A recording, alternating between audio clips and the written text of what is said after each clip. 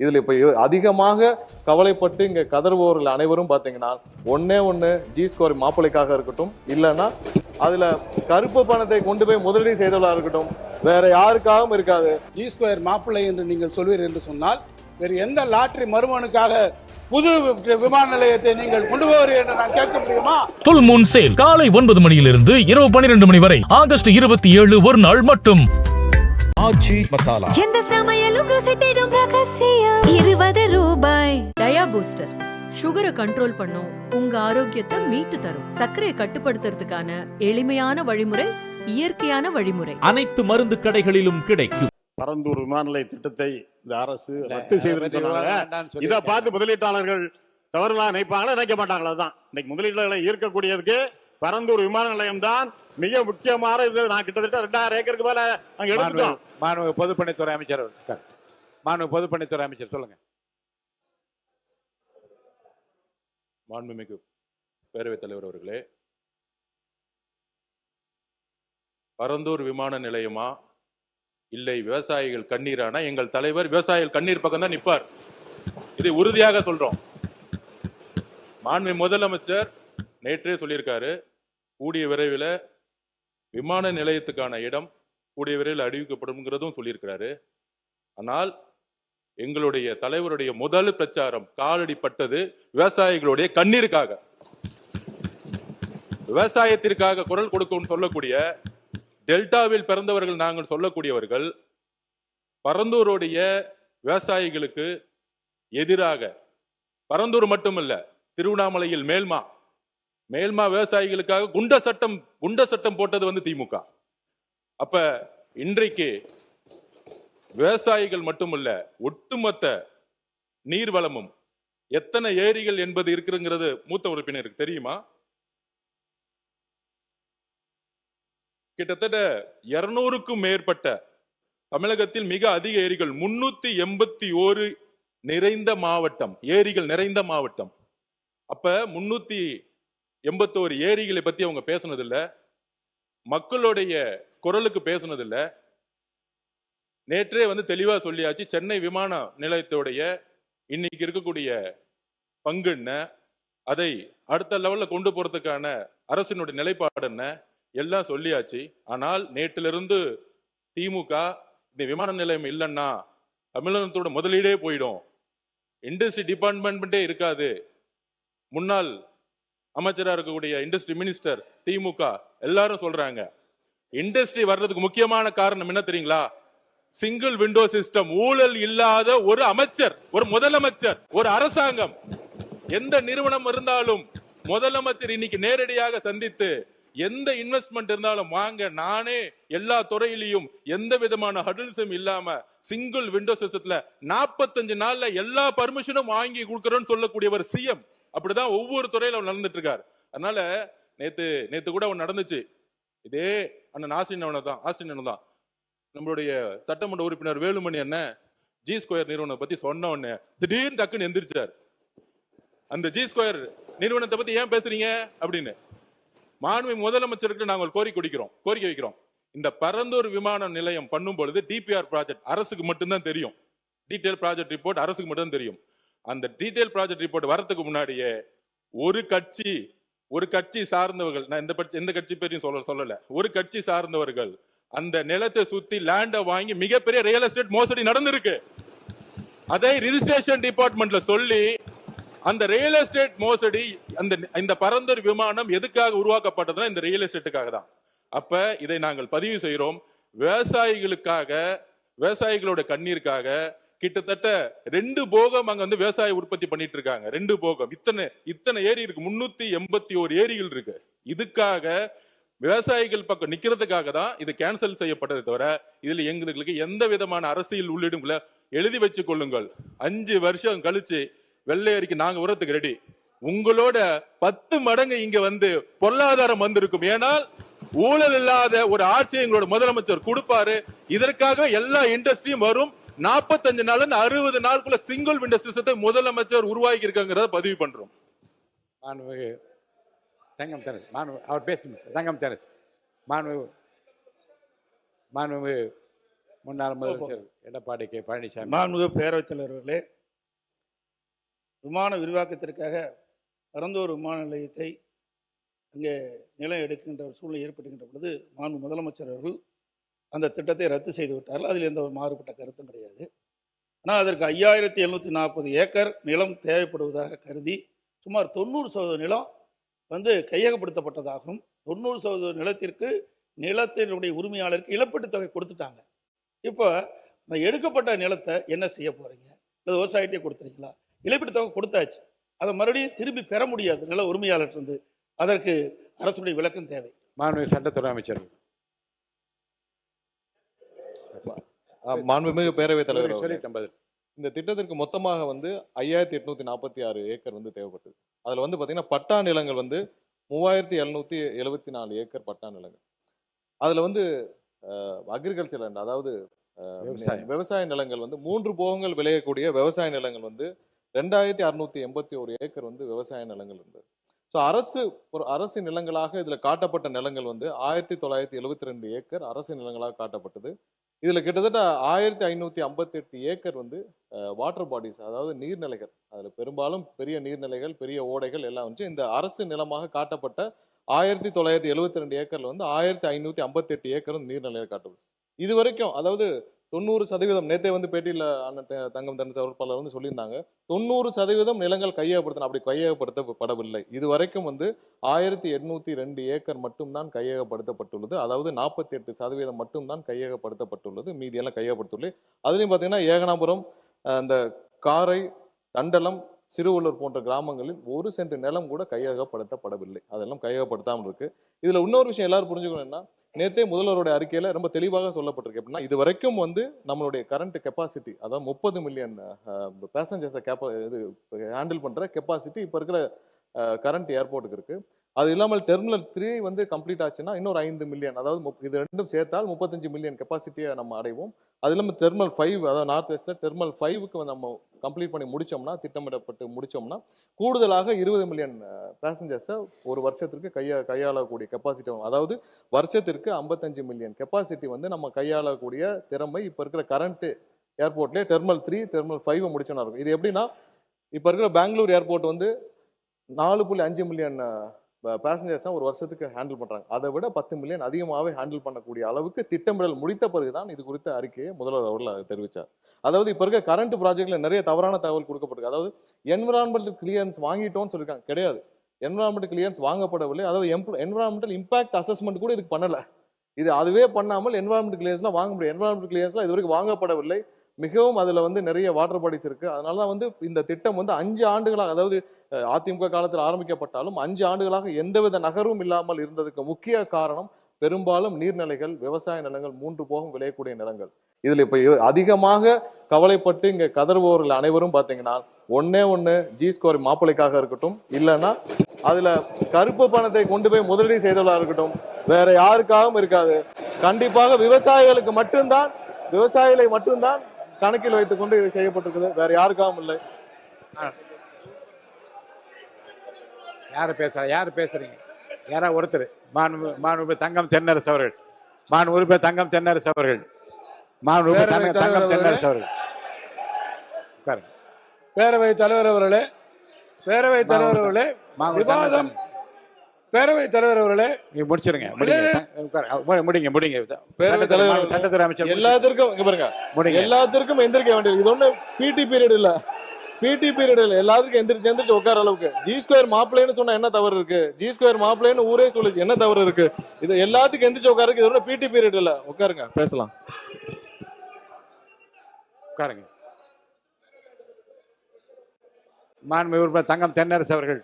மாண்புமிகு சட்டத்துறை அமைச்சர் இந்த அளவிலே தன்னுடைய பதிலை, விவாதத்தை கொண்டு போக விரும்புவார் என்றால், I can also pay you in the same currency.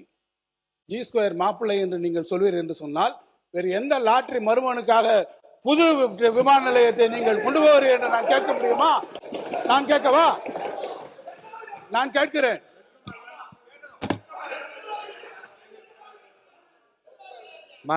உட்காருங்க. இருங்க. மாண்புமிகு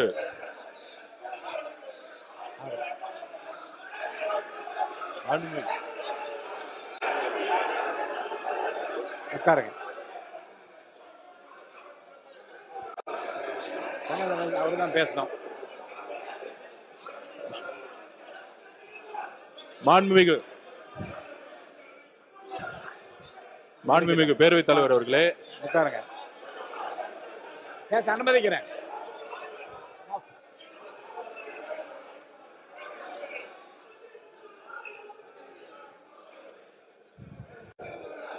நீங்க சுருக்கமா சொல்லலாம். மாண்புமிகு பொதுப்பணித்துறை அமைச்சர் நீங்க சுருக்கமா சொல்லி முடிக்கணும். உட்காருங்க உட்காருங்க உட்காரு. அவர் சொல்லட்டுங்க.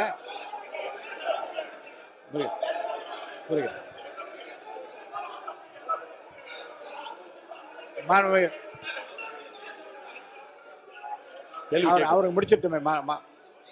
மாண்புமிகு அவர் என்ன கேள்வி வேணா கேட்கட்டும், அதுக்கு நான் ரெடியா இருக்கேன் பதில். உட்கார்ந்து அண்ணன் கேட்க சொல்லுங்க. நீங்க உட்கார்ந்துங்க. அப்ப அவர் பேசிட்டான். மாண்புமிகு தங்கம் தென்னரசு அவர். மாண்புமிகு தங்கம் தென்னரசு இல்ல ஒரு அவரே இல்ல நான் என்ன சொல்றேன், நீங்க ஒரு ஆரோக்கியமா விவாதம் சொல்லுங்க. உட்காருங்க. நீங்க என்ன சொல்றேன், உட்காருங்க. நீங்க உட்காருங்க. பரந்தூர் ஏர்போர்ட்டை எதற்காக கொண்டு வந்திருக்கிறோம், பரந்தூர் அமைக்கக்கூடியதிலே நான் நேற்று செய்தியாளர் சந்திப்பிலே கூட விவரமாக சொல்லி இருக்கிறேன். சென்னையினுடைய புவியியல் அமைப்பில் வேற எந்த இடத்துக்கும் கொண்டு போக முடியாது. நேரடியாக நாங்கள் உடனடியாக போய் பரந்தூரில் உடனடியாக போய் பார்க்கல. உங்களுடைய அதிகாரிகள் இருக்கிறார்கள், அவரிடத்துல கூட கேளுங்க. பரந்தூரை தேர்ந்தெடுப்பதற்கு முன்பு யார் அதுக்கு அப்ரூவல் கொடுக்கணும், அப்ரூவல் கொடுக்கணும். எத்தனை சைட் நாங்கள் போய் பார்த்துருக்கோம். சோழிங்கநல்லூரில் பார்த்துருக்கோம், படாலத்தில் பார்த்துருக்குறோம், பன்னூரில் பார்த்துருக்குறோம். ஒவ்வொரு இடங்களிலும் ஏற்கனவே பல இடங்களிலே அதை ஆய்வு செய்து அது ஏற்றுக்கொள்ளவில்லை. ஏர்போர்ட்ஸ் அத்தாரிட்டி ஆஃப் இந்தியா ஏற்றுக்கொள்ளவில்லை. காரணம் நேற்றே நான் விளக்கி இருக்கிறேன். சென்னையினுடைய கிழக்கு பகுதியிலே வங்கக்கடல் இருக்கிறது, அந்த பகுதியில் நீங்கள் போக முடியாது. நார்த்துக்கு போனீங்கன்னா ஒன்று மணலிலிருந்து எண்ணூர்லேருந்து எல்லா இண்டஸ்ட்ரியல் எஸ்டேட்ஸு, அந்த பக்கம் பழவேற்காடு ஏரி சூழலியல் பிரச்சனைகள், அந்த பக்கத்தை நார்த்தில் போக முடியல.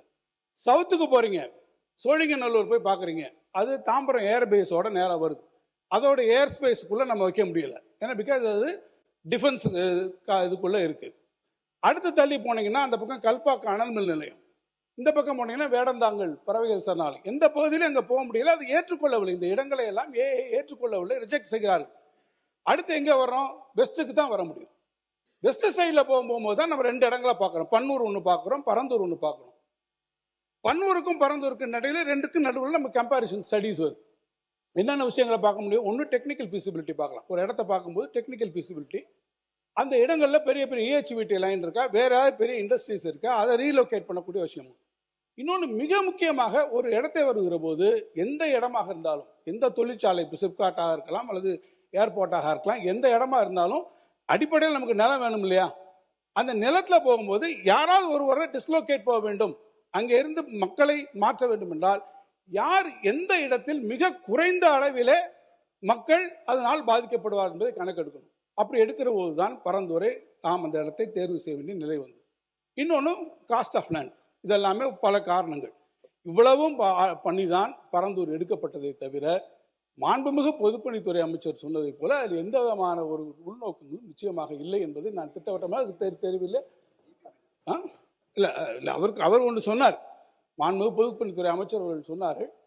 அதில் அதுக்கான முழுக்க டெக்னிக்கல் ஃபீசிபிலிட்டி. ஏன்னா அரசாங்கங்கள் ஈடுபடுது, நாங்கள் மட்டும் கிடையாது. ஒன்றிய அரசு இத்தனை இடங்களையும் பார்த்ததுக்கு பிறகு ஒன்றிய அரசு இறுதியாக அவர்கள் அப்ரூவல் கொடுத்தது, நம்முடைய சிவில் ஏவியேஷன் மினிஸ்ட்ரி ஃபைனலாக அப்ரூவல் கொடுத்தது பரந்தூரில் கொடுத்தார்.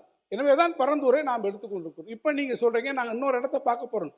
இப்போ பார்க்க போகிற இடத்துல இதே சூழ்நிலைகள் வரும், இதே இடத்துல வரும். விவசாய நிலங்கள், இப்போ நீங்கள் எப்படி இருந்தால் நிலங்களுக்கு போவீங்க, அங்கே போகும்போது இதே இவாலுவேஷன் நீங்கள் பண்ண வேண்டியிருக்கும். நீங்கள் பண்ணுங்க, நாங்கள் அதை பற்றி பார்க்கல. இந்த ப்ராஜெக்ட் இத்தனை வருஷத்துக்கு அப்புறம், இவ்வளவு நம்ம டிராவல் பண்ணி வந்ததுக்கப்புறம் இன்னைக்கு நீங்கள் விட்டுட்டீங்கன்னா இனி இது எப்போ வரப்போகுது? சரி, சென்னை இருக்கக்கூடிய எக்ஸிஸ்டிங் விமான நிலையத்தை நீங்கள் நாங்கள் பண்ணுறோம்னு சொல்கிறீங்க. எத்தனை பேர் அங்கே, நீங்கள் எப்படி செகண்ட் ரன்வே அங்கே எப்படி வரும்? இதே ஜியாகிரபிக்கலாக டெமோகிராஃபிக்காக சென்னையில் இருக்கக்கூடிய எக்ஸிஸ்டிங் ஏர்போர்ட்டில் எவ்வளோ பெரிய பிரச்சனை வரும்? எத்தனை பேரை நீங்கள் மீனம்பாக்கத்துலேருந்து டிஸ்லோகேட் பண்ணுவீங்க? அதனுடைய டென்சிட்டி ஆஃப் பாப்புலேஷனை நீங்கள் யோசிச்சு பாருங்க. சுற்று வட்டாரத்தில் அதில் நிறைய பிரச்சனைகள் இருக்கு. ஆகவே நாங்கள் சொல்வது, பரந்தூர் விமான நிலையத்தை நீங்கள் முடக்குவது. ஒரு முடிச்சிடறேன் மினிஸ்டர். இல்லை அதில் நாங்கள் சொன்னதுபடி நீங்கள் ஏற்கனவே இந்த முடிச்சிடறேன். I'm just concluding.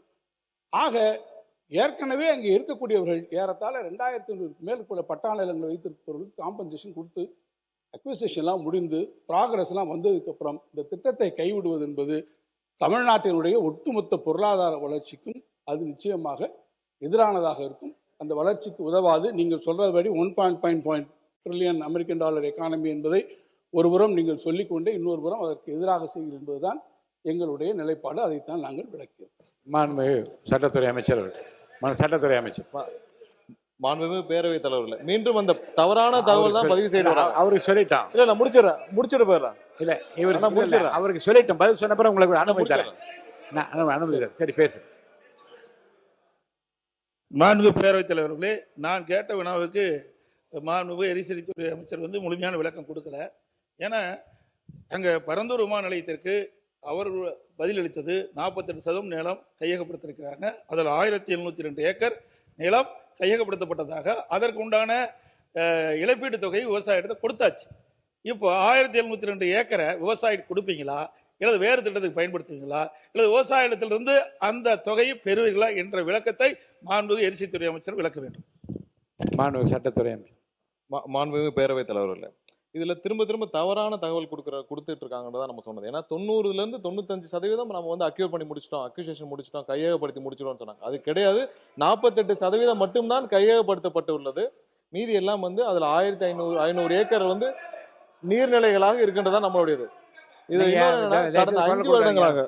கடந்த 5 வருடங்களாக இந்த இதுல கையகப்படுத்தப்பட்ட நிலங்கள் எப்படி எந்த மாதிரினா, யார் யாரெல்லாம் வெளியூர்களில் வசிக்கிறார்களோ அவர்களுடைய நிலங்கள் மட்டும்தான் ஃபோர்ஸ்ஃபுல்லா நீங்க உங்களுடைய வங்கி கணக்கில் போடப்படும் சொல்லி ஃபோர்ஸ்ஃபுல்லா கையகப்படுத்தினாங்களே தவிர்த்து உள்ளூர்ல அதான் நான் சொல்லப்பட்ட இந்த 4 பெரிய கிராமங்களில் இதுவரை 1 சென்ட் நிலம் கூட கையகப்படுத்தவில்லை. இந்த மக்கள் 1000 நாட்களுக்கு மேல கடுமையான போராட்டம் நடத்தப்படுதான். அப்பொழுது எங்களுடைய தலைவர் அண்ணன் விஜய் அவர்கள் முதலமைச்சர் அவருடைய கவனத்திற்கு சென்று நேரடியாக அந்த மக்கள், ஏன்னா அந்த மக்கள் எல்லாம் அகதிகளாக ஆந்திராவிற்கு செல்ல தயாரானார்கள். ஸோ அப்போதான் முதல்வருடைய கவனத்திற்கு கொண்டு போய் அவரே அதை சமூக ஊடகங்களாக வழியாக பார்த்து இதை நம்ம கண்டிப்பாக கையில் எடுக்கணும்னு சொல்லி முதல்வராக அப்பொழுது எங்களுடைய தலைவர் நேரடியாக தலையிட்டு நேரடியாக அந்த மக்களுக்கு போய் சொன்னது. ஏன்னா அந்த ப்ராஜெக்டை ஃபுல்லாக அண்டர்ஸ்டாண்ட் பண்ணி அப்போ இருக்கிற ரன்வே இங்கே இருக்கிற நீர்நிலைகள் மேலே போக முடியாதுன்னு சொல்லி முதல்வர் அவர்கள் அப்பயே அந்த ஏர்போர்ட் அத்தாரிட்டிக்குரிய நபர்களிடம் எல்லாரோடையும் ஆலோசிச்சிட்ட பிறகுதான் அந்த முடிவை ரொம்ப ஆழமாக அந்த முடிவை எடுத்து இந்த இடம் ஏர்போர்ட்டுக்கும் ரன்வேக்கும் உகந்ததில்லைன்னு சொல்லி பல வல்லுநர்களும் ஆலோசிச்சு அதுக்கப்புறம் தான் அந்த முடிவே எடுத்தார். ஏன்னா அது அந்த இடத்துல ரன்வே போட்டாலும் அது உகந்ததில்லைன்னு சொல்லி முடிவை எடுத்த பிறகுதான் அந்த முடிவை எடுத்தார். இப்போ உங்களுக்கு தேவை நம்ம ஒரு 55 மில்லியன் நபர்களை ஹேண்டில் பண்ணக்கூடிய கெப்பாசிட்டி உள்ள ஒரு ஏர்போர்ட் தான். ஏன்னா இன்னைக்கு பெங்களூர் ஏர்போர்ட்டை கம்பேர் பண்றீங்க. பெங்களூர் ஏர்போர்ட்டோட கெப்பாசிட்டி இன்னைக்கு 4.5 மில்லியன் 44 மில்லியன் நபர்களை தான் ஹேண்டில் பண்றாங்க ஒரு வருஷத்துக்கு. ஸோ அதை விட 10 மில்லியன் அதிகமாக ஹேண்டில் பண்ணக்கூடிய கெப்பாசிட்டிக்கான திட்டத்தை வகுத்த பிறகுதான் முதல்வர் அவர் நேற்று அந்த இதுவே அறிவிச்சாங்க. ஸோ இதெல்லாம் இதுக்கும் தொழில்துறைக்கும் ஒன்றும் நீங்க பெரிய வித்தியாசம்லாம் பண்ண வேண்டாம். அதற்கும் இதற்கும் வேற வேரியேஷன். நம்ம அதை விட அதிகமான ஹேண்டில் பண்ணக்கூடிய கெப்பாசிட்டி வச்சுதான் பண்றோம். இதற்காக சொந்த நாட்டு மக்களே நம்ம அகதிகளாக வெளியேற்ற முடியாது. அதற்கான மாற்று திட்டங்களை கண்டிப்பாக உருவாக்கப்படும். கையகப்படுத்த நிலம் குறித்து கண்டிப்பாக முதல்வர் ஆலோசிச்சுட்டு என்ன முடிவோ பின்னாடி எடுக்கப்படும். தொழில்துறை அமைச்சர் அவங்க எல்லாம் பேசுறாங்க, முடிக்கிட்டு உட்காருங்க. தொழில்துறை அமைச்சர், பள்ளிக்கல்வித்துறை அமைச்சரா பேசுங்க. மாண்புமிகு பேரவைத் தலைவர் அவர்களே, அவர் முன்னாள் அமைச்சர் சுட்டி காட்டிய போது விரிவா எல்லாத்தையும் சொன்னார். அந்த பரந்தூர்ல தான் நீங்க எடுக்கிற லேண்டுக்கு காசு கொடுத்துருவீங்க, அங்க இருக்க விவசாயிகளுக்கு காசு கொடுத்துருவீங்க. ஒரு தொல்லியல் துறை அமைச்சரா சொல்றேன், 1000 ஆண்டுகால பொக்கிஷம் கம்பன் கால்வாய்னு ஒரு தொல்லியல் பொக்கிஷம் அங்க ஓடுது. இன்னொரு கால்வாய் உங்களால உருவாக்க முடியுமா? பரந்தூர்ல நீங்க அங்க ஒரு விமான நிலையம் கட்டிட்டா அது ஒரு உறிஞ்சி நிலம். மிகை நீர் வருகிற பொழுது அது இந்த சென்னைக்கு வெள்ளம் வருவதை தடுக்கக்கூடியது. அப்ப இன்னொரு வெள்ளத்தை சென்னை தாங்குமா? அப்ப பரந்தூர்ல நீங்க கிரீன் ஏர்போர்ட்லாம் கட்ட முடியாது. வேணா வாட்டர் ஏர்போர்ட் வேணா கட்டி மிதந்து வேணா போலாம். விவசாயிகள் சார்பில் சொன்னதை செய்த மாண்புமிகு முதல்வருக்கு நான் நன்றி சொல்கிறேன்.